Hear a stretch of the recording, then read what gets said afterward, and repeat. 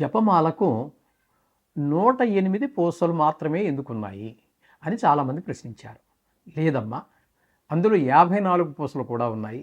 అంటే ఆ జపమాలను 2 సార్లు తిప్పితే 108 అవుతుంది కాబట్టి, ఇప్పుడు 108 పూసలు ఉన్నప్పటికీ ఈ జపమాలకు చాలా నియమాలు ఉన్నాయి.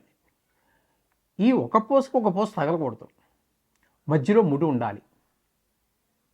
108 పూసలకి పూసకి పూస టచ్ కాకూడదు, మధ్యలో ముడి ఉండాలి. అయితే ఎక్కడైతే స్టార్ట్ చేస్తున్నావు దీనికి ఒక మేరు అంటారు, దాన్ని శిఖరం అంటారు. అక్కడ ఒక పూస సెపరేట్గా 109వ పూస పెట్టి దానికి ఒక కుచ్చులాంటిది ఏదో ఏర్పాటు చేస్తారు. అది మనం కళ్ళు మూసుకుని జపం చేస్తున్నా అది మనకి చేతికి తగిలేటట్టు ఆ తగలటం, ఆ చేతికి ఆ 109వ పూస చేతికి తగలడం ద్వారా, లేదా దానికి ఒక కుచ్చు పెట్టడం ద్వారా అక్కడికి ఒక మాల పూర్తి అయ్యింది అని మనకు తెలియడం కోసం ఆ 109వ పూస అక్కడ కుచ్చు పెడతారు. దాన్ని ఈ విధంగా ఉంటుంది. అది ఇది ఈ 108 పూసలు ఒకటే మాల అయ్యేటప్పటికీ పొడుగు ఎక్కువైపోతుంది. కూర్చుని అయినా జపం చేసేవాళ్ళు దర్భాసనం మీద కానీ, లేదా లేడీకి సంబంధించినటువంటి చర్మం మీద కూర్చుని కానీ, లేదా పవిత్రమైనటువంటి దానికోసమే ఏదో ఒకటి ఏర్పాటు చేసుకుని కానీ, కొంతమందికి దొరికితే పులి చర్మం మీద కానీ కూర్చుని జపం చేస్తూ ఉంటారు. ఈ విధంగా అది చాలా పవిత్రంగా భావిస్తూ ఉంటారు. కాబట్టి కింద కూర్చుని చేసేటప్పుడు 108 పూసలు అనేటప్పటికి పొడుగు ఎక్కువైపోతాయి. ఇలా పట్టుకుని చేయాలంటే కొంచెం ఇబ్బందికరమైనటువంటి పరిస్థితి. అది కాదు, దానికి కూడా పొద్దుటి వేళ ఒక దగ్గర బొడ్డు నాభి వరకు, మధ్యాహ్నం వేళ చేసేటప్పుడు హృదయం వరకు, ఇక సాయంత్రం చేసేటప్పుడు ముఖం వరకు పెట్టుకుని చెయ్యాలి అని కూడా కొన్ని నియమాలు ఉన్నాయి. ఆ నియమాల ప్రకారం మరి ఈ దండ ఇక్కడ పెట్టుకున్నప్పుడు లెంగ్త్ ఎక్కువైపోతుంది, ఇక్కడ పెట్టుకుని ఎంతోసేపు చేయాలంటే కొంచెం కష్టం అవుతూ ఉంటుంది. కాబట్టి ఇక్కడ 54 పూసలు కూడా కొంతమంది పెట్టుకుంటూ ఉన్నారు. ఇది మామూలుగా ఇవి కాకుండా అసలు మాల లేకుండా వేళ్లతో లెక్క పెట్టుకుని చేసేటటువంటిది కూడా ఉంది. 108 సార్లు ఇలా వేళ్ళు కణుపుల ద్వారా 1 2 3 4 5 6 7 8 9 10 ఒకటైనట్టు ఇప్పుడు ఇక్కడ గుర్తుపెట్టుకుంటాడు అనమాట. ఇలా 10 సార్లు తిరిగేటప్పుడు ఒకటైనట్టు, 100 అయినట్టు లెక్క. అయితే 8 ఎందుకు? 100 కదా లెక్క, మరి 8 ఎందుకు? 108 పూసలు ఎందుకు? కొన్ని సందర్భాలలో ఒక పూసకు బదులు 2 పూసలు వెళ్ళిపోవచ్చు, లేదా మన సంఖ్య మనమే జంప్ అయిపోవచ్చు. ఒకసారి పూస జంప్ అవ్వచ్చు, ఒకసారి మనమే జంప్ అయిపోవచ్చు తప్పుడు లెక్క పెట్టి. అందుచేత ఒక 8 కలపడం ద్వారా ఈ విధంగా 108 పూసలుగా పెద్దలు నిర్ణయించారు. దీనికి అనేక కారణాలు ఉన్నాయి.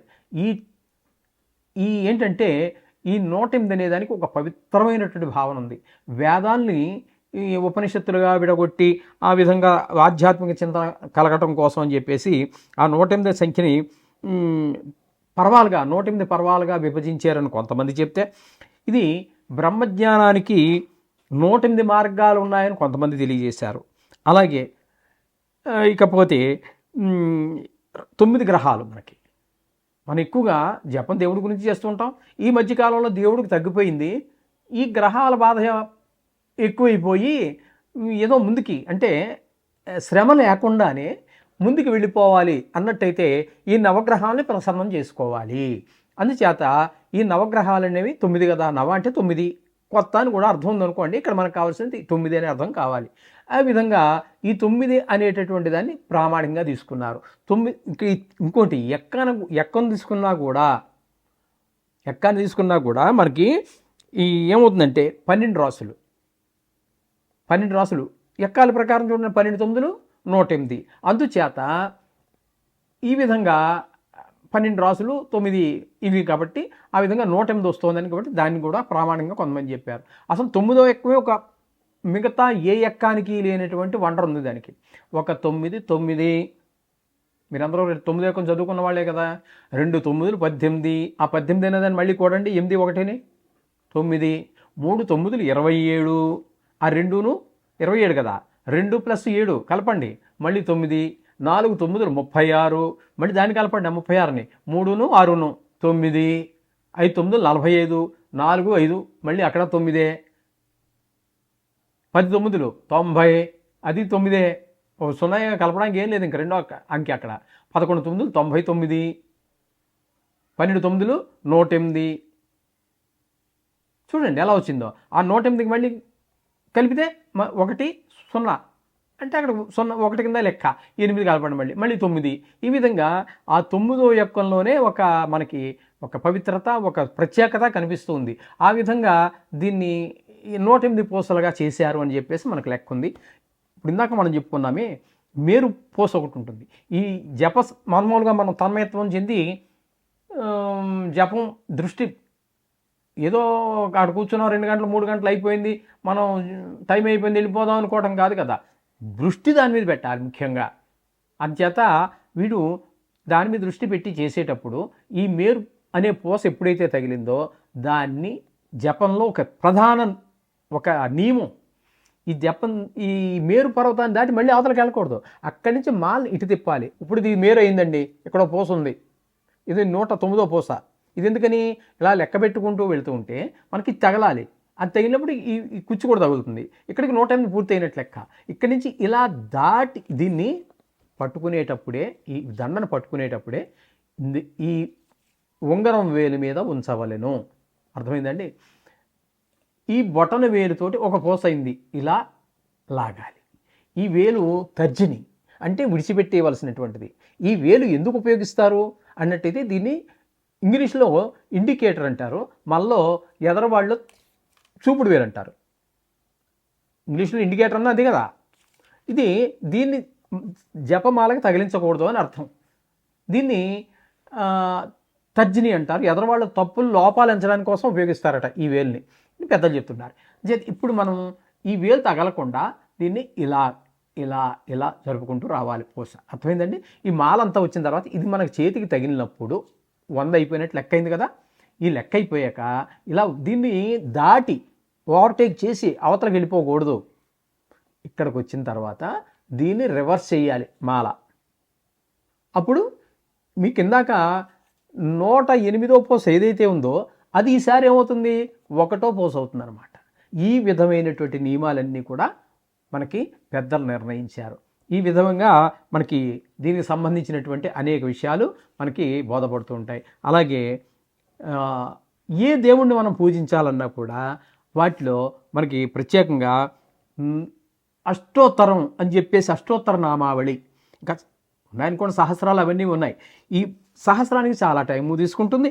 ఇందులో మీకు 8 సహస్రంలోనూ ఉంటాయి.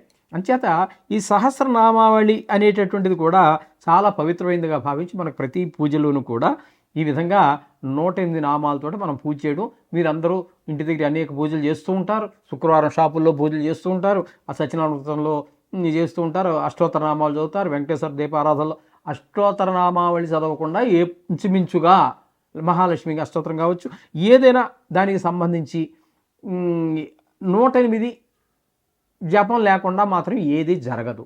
కాబట్టి అంత పవిత్రమైన దానిగా దీనికి పూర్తి చేసుకుంటూ ఉన్నారు. దీని ద్వారా మనిషికి చాలా విశిష్టమైనటువంటిదిగా కనిపిస్తూ ఉంటుంది. కొంతమంది దీన్ని 108ని ఒకటిని పరమాత్మ స్వరూపంగాను, శూన్యాన్ని మాయగాను, అలాగే ఈ 8 అనేటటువంటిది అనంతంగాను భావించి ఇది అనంత దేవత్వానికి, దేవుడు అనంతుడు అని చెప్పడానికిగా 108ని కూడా కొంతమంది మహానుభావులు చెప్పడం జరుగుతోంది. ఆ విధంగా ఈ 108 అనేటటువంటి సంఖ్య చాలా ప్రామాణికమైనటువంటిది, చాలా పవిత్రమైనటువంటిది. దీన్ని మనస్సు స్థిరంగా చేసుకుని 108 సార్లు చేసినట్టయితే అక్కడికి మనకి ఒక రకమైనటువంటి ఒక పవిత్ర భావన ఏర్పడటం, దానికి మనం అంకితం అవటం లాంటివి మనకు తెలియకుండానే కలుగుతూ ఉంటుంది. తద్వారా ఆ మంత్రం ఏదైతే మనం జపించామో ఆ మంత్రం సిద్ధి కూడా పొందగలుగుతాము అని చెప్పేసి పెద్దలు చాలామంది తెలియజేశారు. ఇంత సారాంశం ఇందులో మనకి కనిపిస్తూ ఉంటుంది. ఇది కాబట్టి ఈ 108 అనేటటువంటిది జపమాల తిప్పేటటువంటి విధానము. ఏది చేసినానండి, సహస్రం చేయండి, కోటి చేయండి, ఏది చేసినా ముఖ్యం ప్రధానం ఏంటంటే మన మనసు ఏ దేవుని యొక్క జపం చేస్తున్నామో, అది నవగ్రహాలు కావచ్చు, లేకపోతే ఏ దేవుడైనా కావచ్చు కాక, ఆ దేవుడి మీద లగ్నం అవ్వాలి. లేకపోతే చేతులు తిప్పుతూ ఉంటాయి, నోరు బలుగుతూ ఉంటుంది, మనసు ఎక్కడో. మనకు పూజలో కూడా లాస్ట్లో ప్రతి పూజలోనూ కూడా పంతులు గారు మన చేతి చెప్పిస్తాడు, మంత్రహీనం అంటే మంత్రం తప్పు చెప్పడం, ఆయన కావచ్చు మనం కావచ్చు. క్రియాహీనం, మనం ఒకటి చెప్తున్నాం, ఆయన ఒకటి చేస్తున్నాడు, దాన్ని క్రియాహీనం అంటారు. మంత్రహీనం, క్రియాహీనం, భక్తిహీనం. అదే ఆ భక్తిహీనం అనేది ఇప్పుడు మనం చెప్పుకునేది. మనం చెప్తున్నాం, మన నోటితో పంతులు గారు బ్రహ్మాండంగా చెప్తున్నాడు మంత్రం. ఆయన మీరు చెప్పినట్టుగానే పువ్వులు వేయమంటే పువ్వులు వేస్తున్నాడు, అక్షతలు వేయమంటే అక్షతలు వేస్తున్నాడు, నమస్కారం పెట్టమంటే నమస్కారం పెడుతున్నాడు, ఆచమనం చేయమంటే ఆచమనం చేస్తున్నాడు, ప్రాణాయామం అన్నీ బాగానే చేస్తున్నాడు. కానీ మనసు ఇక్కడ లగ్నం కావట్లా. మా బాబాయ్ వస్తున్నాడు రాలేదు, కారు ఏమన్నా ట్రబుల్ ఇచ్చిందా, లేదా ఆటో దొరకలేదా, ఎక్కడో ఉంటుంది మనసు. దానివల్ల ఫలితం శూన్యము. ఈ 108లో శూన్యం చూసారా, ఆ శూన్యం అదే మాయ. అక్కడ లేనప్పుడు నువ్వు ఎంత చేసినా, ఎన్ని కూర్చున్నా, ఎన్ని కొబ్బరికాయలు కొట్టినా అవన్నీ చూడడానికి ఆనందించడానికి బాగుంటాయి, కానీ సరి అయిన ఫలితం పొందలేవు. ఈ మంత్రహీనం ఉండొచ్చు కొంతవరకే, పూర్తిగా కాదండి. మంత్రహీనం కొంతవరకు, క్రియాహీనం కొంతవరకు. కానీ భక్తిహీనత వస్తే పూర్తిగా నువ్వు చేసిన క్రియ అంతా, ఈ పూజ అంతా కూడా పూర్తిగా వృధా. ఇది గమనించండి. ఏ పూజన కానివ్వండి, కొద్ది 100 సంవత్సరాల జీవితం ఆ పూజ చేసి గంట కూడా నువ్వు మనసులో దగ్గర పెట్టలేకపోతే ఎందుకు ఆ పూజ? చేత అది గమనించండి. మనం ఏ పూజ చేసినా మనస్ఫూర్తిగా 2 నిమిషాలే కానివ్వండి, 2 రోజులు కానివ్వండి, ఏదైనా సరే మనసు అక్కడ లగ్నం పెట్టండి. ఇది చాలా ప్రముఖమైనటువంటి విషయం. ఇది గుర్తుపెట్టుకోండి, దీన్ని ఆచరించండి, సకల శుభాలు పొందండి. శుభం భూయాత్.